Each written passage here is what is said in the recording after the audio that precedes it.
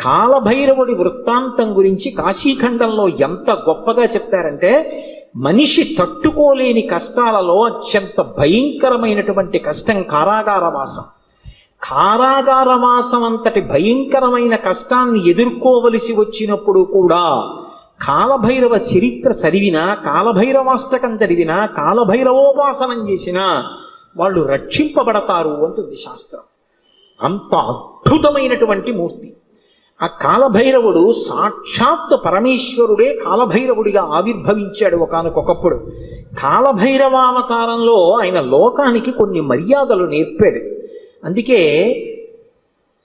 ఒకప్పుడు అందరికీ ఎలా అతిశయం కలుగుతూ ఉంటుందో, గర్వం కలుగుతూ ఉంటుందో, అలా త్రిమూర్తుల యందు కూడా ఇటువంటి పోకడ ఒకటి రజోగుణ సంబంధమైనటువంటి వారి యందు కలుగుతూ ఉంటుంది. సృష్టికర్త అయినటువంటి చతుర్ముఖ బ్రహ్మగారు సహజంగా రజోగుణ తత్వంతో ఉంటాడు, అందుకే ఎరుపు రంగుతో ఉంటాడు. ఆయనకి ఒకప్పుడు ఎందుకో ఒక భావన కలిగింది, ఆయనకి 5 తలలు ఉండేవి. నాకు 5 తలలు, పరమశివుడికి 5 తలలు, సద్యోజాత అఘోర తత్పురుష వామదేవ ఈశానములని 5 తలలైనవి. నాకు 5 తలలు, నాకంటే బ్రహ్మగారికి 5 తలలు. నాకు శంకరుడికి ఏం తేడా? మేమిద్దరం సమానం, నేనే సృష్టిలో అధికుణ్ణి అని వేదములను పిలిచి అడిగాడు. నేనా కాదా అన్నాడు.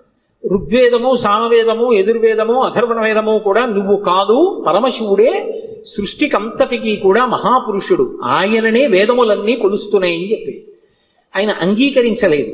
ఆయన అహంకారం తగ్గించడానికి శంకరుడు సభలోకి ప్రవేశించాడు.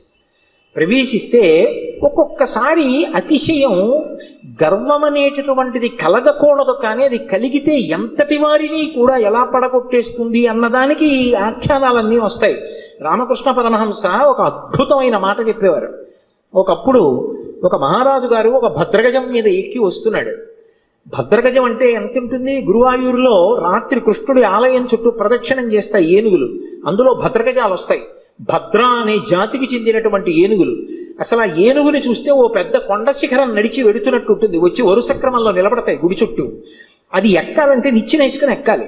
కానీ ఎంత క్రమశిక్షణగా ఉంటాయంటే, దాని కుంభస్థలం మీద కృష్ణ పరమాత్మ విగ్రహం పెడతారు.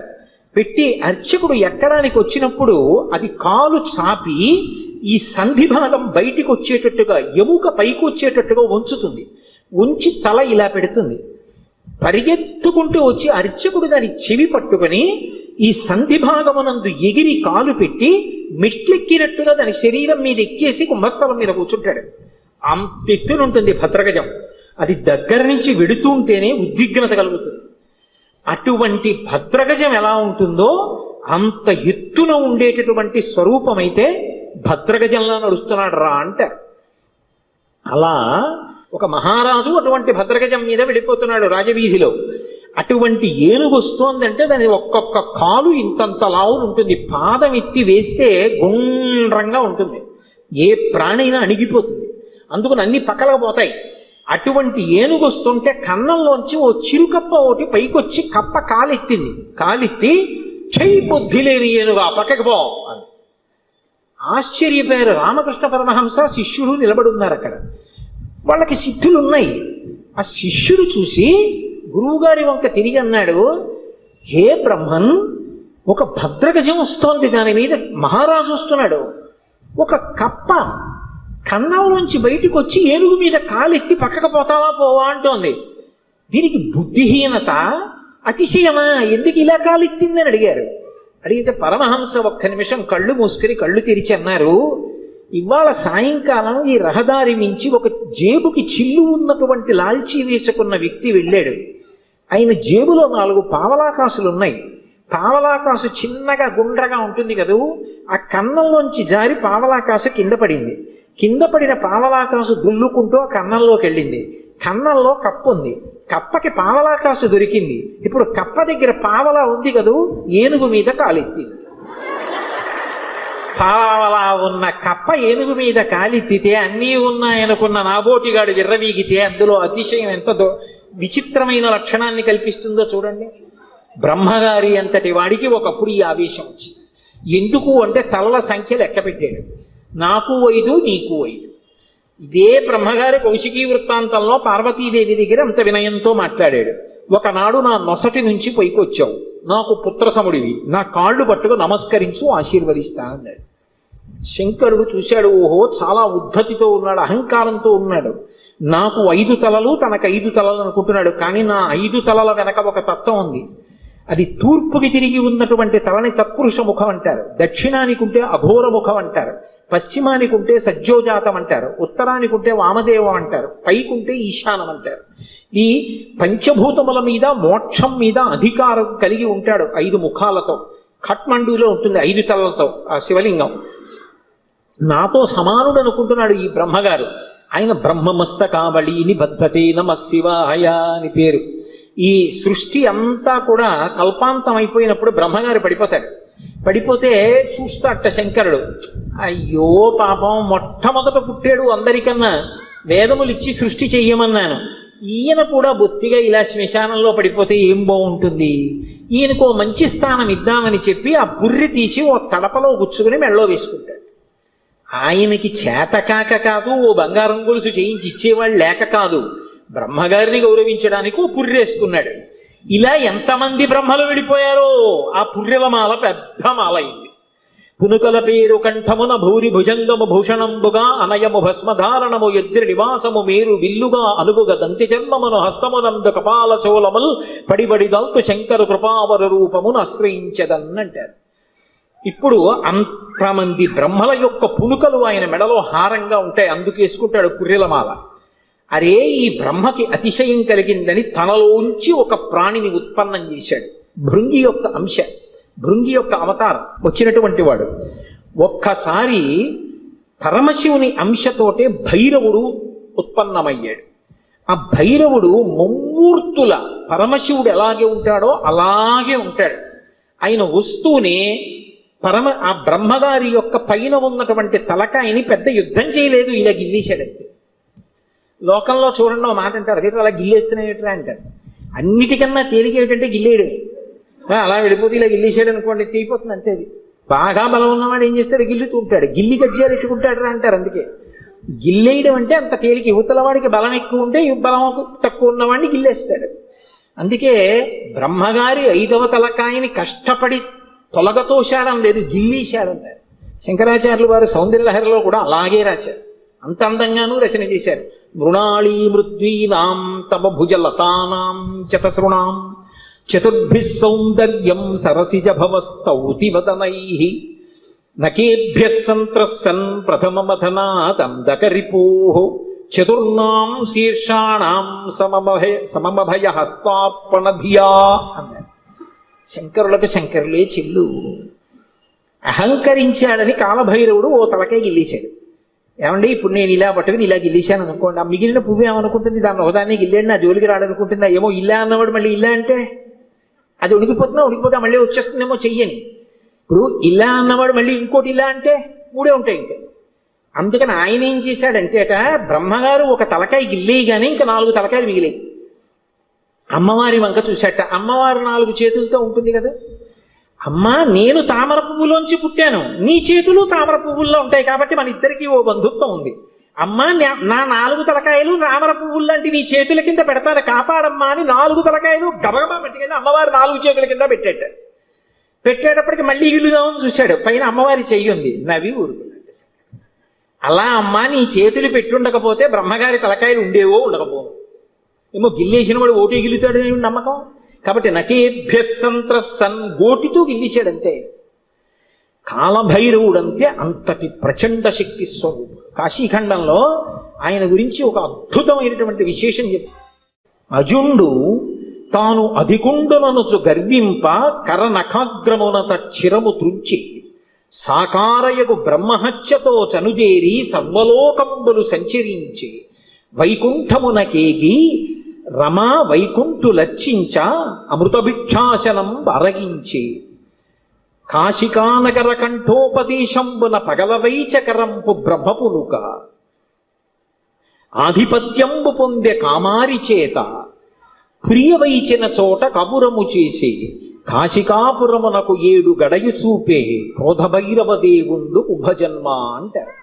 ఆయన బ్రహ్మగారి తలకాయ తుంపేశాడు. తుంపేస్తే ఆయన బ్రహ్మగారు బ్రహ్మహత్యాపాతకం వచ్చింది. పరమశివుడికి బ్రహ్మహత్యాపాతకం ఉంటుందా? ఆయన విధికి నిషేధానికి అతీతుడు. కానీ లోకంలో శివుడే చేశాడు కదా, మేమెందుకు చెయ్యకూడదని రేపు పొద్దున్న తెలియక జనులు బ్రహ్మహత్యాదోషం చేస్తే కట్టి కుడిపేస్తుంది. అందుకని దాని పాపం ఎంత కఠినంగా ఉంటుందో చూపించడానికి తాను బ్రహ్మహత్యాపాతకం పోగొట్టుకోవడానికి చెయ్యవలసిన ప్రాయశ్చిత్తాన్ని చేసి చూపించాడు. ఆ తల వచ్చి అంటుకుంది పుర్రె. ఆ చేతికి అంటుకున్న పుర్రెతోటి కపాల భిక్ష అందరినీ భిక్షాటన చేస్తూ లోకములన్నీ తిరిగాడు. తిరిగి తిరిగి తిరిగి తిరిగి ఒక రోజున వైకుంఠానికి వెళ్ళాడు. అబ్బా, ఇటువంటి అతిథి ఎక్కడ దొరుకుతాడు? ఊరక రారు మహాత్ములు వా రథముల ఇండ్ల కడకు వచ్చుటెల్లన్ కారణము మంగళములకు మీరొచ్చుట శుభమాకు నిజము మహాత్మా అంటాడు నందుడు గర్గుడు వస్తే దశమస్కంధంలో. అలా గబగబా పరిగెత్తుకొచ్చి లోపలికి పిలిచి శ్రీమన్నారాయణుడు లక్ష్మీదేవి కూర్చోపెట్టి ఆయనకి ఆతిథ్యం ఇచ్చారు. ఆ ఆతిథ్యం ఇచ్చినప్పుడు ఏదో లౌకికంగా ఉండినటువంటి అన్నం పెట్టలేదు. భిక్షాన్నంగా ఏం పెట్టారంటే మనోరథము అనబడేటటువంటి ఒక అద్భుతమైనటువంటి అమృతం ఉంటుంది. అది ఒక్క వైకుంఠంలో వాళ్ళ దగ్గరే ఉంటుంది. ఆ అమృత రసాన్ని పెట్టారు. పెడితే ఆ అమృత పాయసం ఆరగించి లక్ష్మీ విష్ణువుల చేత అర్చింపబడిన వాడై బయలుదేరాడు. అన్ని లోకాలు తిరిగి తిరిగి తిరిగి తిరిగి కాశీపట్టణానికి వచ్చాడు. కాశీపట్టణంలోకి ప్రవేశించగానే చేతికున్నటువంటి బ్రహ్మకపాలం మూడి కింద పడి బద్దలైపోయింది. అంటే కాశీపట్టణం అంత గొప్ప పట్టణం. అందులోకి వెళ్ళగానే బ్రహ్మహత్య పోయింది. అప్పుడు ఆ లోపలికి వెళ్ళిన తర్వాత శంకరుడు బయలుదేరి వచ్చి ఈ కాశీపట్టణానికి అంతటికీ నిన్ను అధిపతిగా అభిషేకం చేస్తున్నానని కాలభైరవుణ్ణి కాశీపట్టణానికి పట్టాభిషిక్తుణ్ణి చేశాడు సంరక్షకుడుగా. ఆధిపత్యంబు పొందే కామారి చేత అంత అద్భుత రూపాన్ని పొందాడు. భైరవ అంటారు. భైరవ అంటే కుక్కకి భైరవ అని పేరు. ఎందుకంటే భయ్య నరుస్తుంది కాబట్టి, రవము అంటే శబ్దము, భయ్య నరిచి మీద పడుతుంది కాబట్టి భైరవ అంటే కుక్క. భైరవుడు వచ్చాడంటారు. కాదు, భైరవ అన్న మాటకు అర్థం ఏమిటంటే ఎవరిని చూస్తే హడిలిపోతామో, ఎవరిని చూస్తే భయం వేస్తుందో, ఎవరిని చూస్తే ఇక బుద్ధి పని చెయ్యదో అటువంటి భయంకరమైనటువంటి రూపంతో ఉండేటటువంటి వాడికి భైరవ అని పేరు.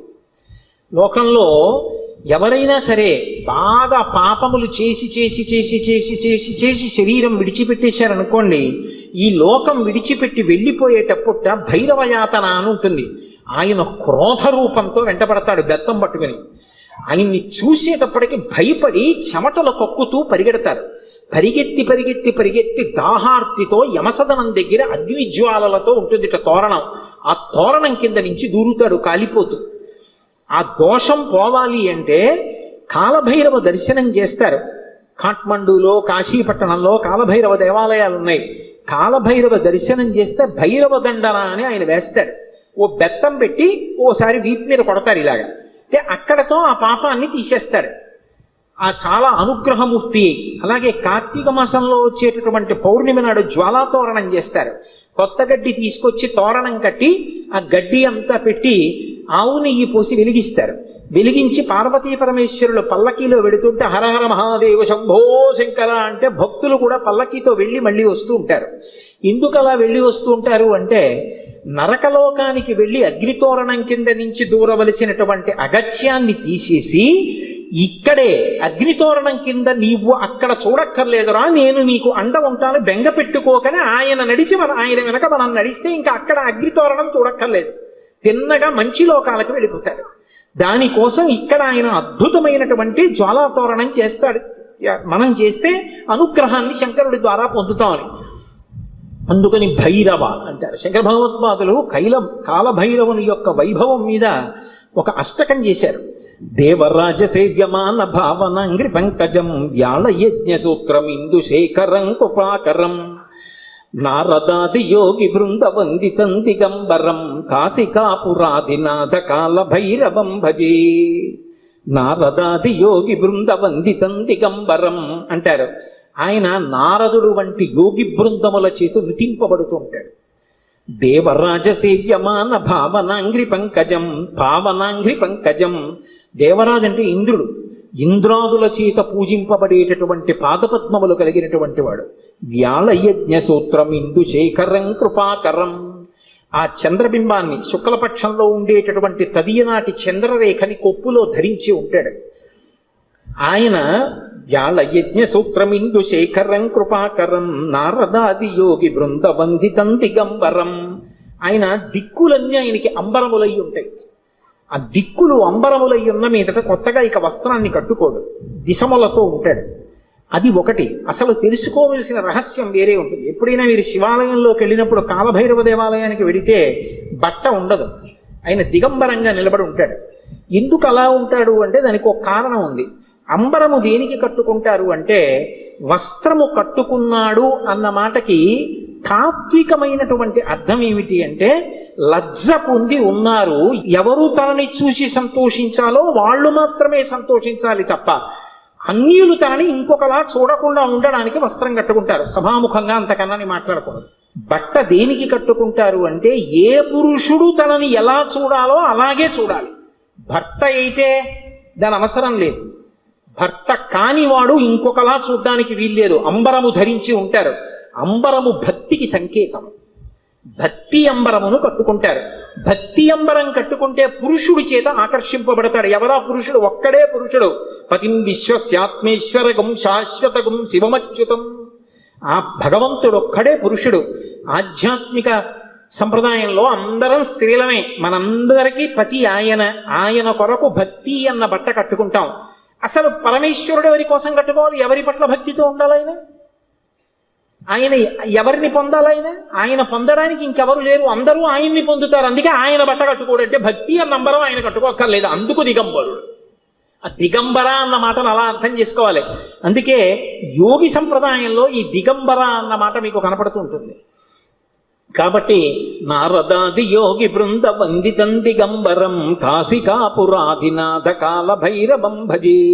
అటువంటి కాలభైరవుణ్ణి నేను భజిస్తున్నాను. భానుకోటి భాస్వరం భవాబ్ది తారకం ప్రభుం నీలకంఠమీప్సితార్థదాయకం త్రిలోచనం కాలకాలమంబుజక్షమక్షశూలమక్షరం కాశికాపురాధినాథ కాలభైరవం భజే. ఇప్పుడు నేను అష్టకం అంతా ఎక్కడ చెప్పను? భానుకోటి భాస్వరం, కోటి మంది సూర్యులు ఉదయిస్తే ఎలా ఉంటుందో ఆయన కాంతి అలా ఉంటుంది. భవాబ్ది తారకం ప్రభుం, సంసారం అనే సముద్రాన్ని దాటించేస్తాడు ఆయన పాదాలు పట్టుకుంటే. నీలకంఠమీప్సితార్థదాయకం త్రిలోచనం, నీలకంఠుడై హలాహల భక్షణం చేసినటువంటి శంకరుడై లోకములను అనుగ్రహించగలిగిన వాడై భక్తజనుల యొక్క ఈప్సితములను తీర్చగలిగిన వాడై ఉంటాడు. నీలకంఠమీప్సితార్థదాయకం త్రిలోచనం కాలకాలమంబుజక్షమక్షశూలమక్షరం, చేతిలో అక్షమాల పట్టుకుని జ్ఞానాన్ని ఇవ్వగలిగిన వాడై ఉంటాడు. అందుకే అక్షమాల అంటే ధ్యాన స్థితిని కటాక్షిస్తాడు. పుస్తకాలు చదవడం గొప్ప కాదు, ధ్యానం చేయగలిగి ఉండాలి. ఆ మనస్సు చెప్పినప్పుడు మాట వినాలి. పిలవగానే మనసు వెనక్కొచ్చి ఎవరిని చూడమంటున్నానో వాళ్ళని చూడాలి. రా చూడు పార్వతీ పరమేశ్వరుల పాదద్వంద్వాన్ని అనేటప్పటికీ అది గబగబా వచ్చి కూర్చుని చూడడం అలవాటు అవ్వాలి. మనసు ఎలా వినాలి అంటే కుక్క మాట విన్నట్టుగా వినడం, ఎద్దు మాట విన్నట్టుగా వినడం మనసుకి రావాలి. కుక్క చూడండి అన్నాను అనుకోండి పరిగెత్తుకొస్తుంది, కుక్క పిలిస్తే వచ్చినట్టు. ఎద్దు చూడండి కొత్తగా గిత్తని బండికి కట్టారనుకోండి, బండి ఎత్తి పట్టి రైతు దా దా అంటే అది రాదు. బలవంతంగా తీసుకొచ్చి కాడి మెడ మీద పెట్టారనుకోండి తోసేస్తుంది, అటుపోతుంది ఇటుపోతుంది. 4 మాటలు అలవాటు చేసి కొట్టి దుక్కి దున్నించి చేశాడనుకోండి, ఆ తర్వాత రైతు ఇక ఎద్దు దగ్గరికి వెళ్ళడు. వచ్చి ఆ బండి కాడి పట్టుకుని ఇలా పైకి ఎత్తి పట్టుకుంటాడు. ఇలా ఎత్తి పట్టుకుని ఆ 2 కాడి ఇలా సమానంగా వస్తుంది అంటాడు. 2 ఎద్దులు నిద్రపోతున్నవి లేచి ఒళ్ళు విరుచుకొచ్చి మెడబెట్టేస్తాయి. పిలవలేదు ఆయన, ఏమి దా అని కూడా అనలేదు, అంటే చాలు 2 ఎద్దులు వచ్చాయి. అలా అన్నంత మాత్రం చేతనే ఎద్దులు వచ్చేస్తుంటే సాధన చేత మనసు వెనక్కి రావద్దు, రావాలి. అలా వచ్చేటట్టు చెయ్యగలిగిన వాడు, సాధనా బలాన్ని అనుగ్రహించగలిగిన వాడు కాలభైరవుడు. కాలస్వరూపంతో ఉంటాడు. అందుకే కాలకాలమంబుజక్షమక్షశూలమక్షరం కాశికాపురాధినాథ కాలభైరవం భజేత్. అందుకే కాలభైరవాష్టకానికి ఫలశ్రుతి చెప్తూ కాలభైరవాష్టకం పఠంతి ఏ మనోహరం జ్ఞానముక్తి సాధనం విచిత్ర పుణ్యవర్ధనం శోకమోహ దైన్యలోభ కోపతాపనాశనం తే ప్రయాంతి కాలభైరవంగ్రి సన్నిధిం ధ్రువం అంటారు. ఎవరు కాలభైరవాష్టకాన్ని చదువుకుని ప్రతిరోజు కాలభైరవుడికి నమస్కరిస్తాడో వాడికి భక్తి, చిత్తశుద్ధి, వైరాగ్యము, జ్ఞానము, చిట్ట చివర మోక్షము ఆయన అనుగ్రహిస్తాడు. శరీరం విడిచిపెట్టిన తరువాత భైరవయాతన పొందకుండా మోక్షమును అనుగ్రహించగలడు అంటే ఆయన ఎంతటి శక్తివంతుడో మీరు ఆలోచించవచ్చు. కాశికా పట్టణానికి అంతటికీ కూడా అధిపతి అయి ఉంటాడు. అటువంటి మహానుభావుడైనటువంటి కాలభైరవుని యొక్క స్మరణము చాలు, సమస్త పాపములు నశించిపోతాయి. అంత గొప్ప కాలభైరవుడు శివాలయంలో ఈశాన్య దిక్కున నటరాజస్వామి వారి పక్కన విరాజమానుడై ఉంటాడు. అలాగే శంకరుడి పరివారంలో ఎప్పుడూ విడిచిపెట్టనటువంటి వారు సర్పములు ఆయన్ని ఎప్పుడు విడిచిపెట్టవు. ఏదో అలా అనడమే కానండి, నిజంగా ఆయన పరివారం అద్భుతమైన పరివారం. సాయంకాలం అయ్యేటప్పటికి కవచం పెట్టేస్తారు. కవచం పెట్టారు అంటే ఇలా పాము పట్టి ఉంటుంది. మీరు చూసి ఉంటారు, కొన్ని చోట్ల శివాలయాల్లో శివలింగం మీద పడగ పట్టి ఉంటుంది. ఆ నైమిషారణ్యంలో అయితే ఒక అద్భుతమైనటువంటి శివాలయం ఉంది. ఆ శివాలయం యొక్క పానవట్టం మీద ఒక పాము పడుకుని ఉంటుంది. అది పడుకుని ఉన్నట్టుగా చిత్రీకరింపబడి ఉంటుంది. అద్భుతమైనటువంటి శివాలయం. అవన్నీ మీకు చూపిస్తారు. అక్కడే కొంచెం దూరం వెళితే రుద్రావర్తము అని గోమతి నది లోపల ధర్మరాజు గారు ప్రతిష్ఠ చేశాడు శివలింగాన్ని. సుడి ఏమీ కనపడదు, మీకు నీరు తిరగదు, కానీ ఇలా నీరు వెళ్ళిపోతూ ఉంటుంది. దాని ముందు కానీ వెనక కానీ మీరు మారేడాకేస్తే పైనుంచి తేలి వెళ్ళిపోతుంది. శివలింగం లోపలున్న చోటుకొచ్చి మారేడు దళం వేస్తే నిలువుగా లోపలికి వెళ్ళిపోతుంది. మీరు 100 జామకాయలు, జామ పళ్ళు తీసుకెళ్లి అందులో వేయండి, మీరు ఏమీ అడగకపోతే ఒక్క కాయ పైకి రాదు, నిలువుగా వరుస క్రమంలో లోపలికి వెళ్ళిపోతాయి. స్వామి ప్రసాదం ఇవ్వండి అని పైకి అడిగారు అనుకోండి, అన్ని పళ్ళు లోపలికి వెళ్ళిపోయి ఒక్క పండు పైకి వస్తుంది. భగవంతుని యొక్క అనుగ్రహము తిరుగులేనిది, ఈశ్వరుడు ఉన్నాడు అనడానికి ప్రబలమైనటువంటి సాక్ష్యాలు అవన్నీ. కాబట్టి ఆ పాము అనేటటువంటిది శివలింగం మీద పడగ పట్టి ఉంటుంది, అమ్మవారి యొక్క స్వరూపం. ఆ నాగులు ఎప్పుడూ శంకరుడితో అనుబంధంతో ఉంటాయి. అసలు ఆ పాము దేనికి గుర్తు అంటే కుండలిని శక్తికి ప్రతీక, అమ్మవారికి ప్రతీక.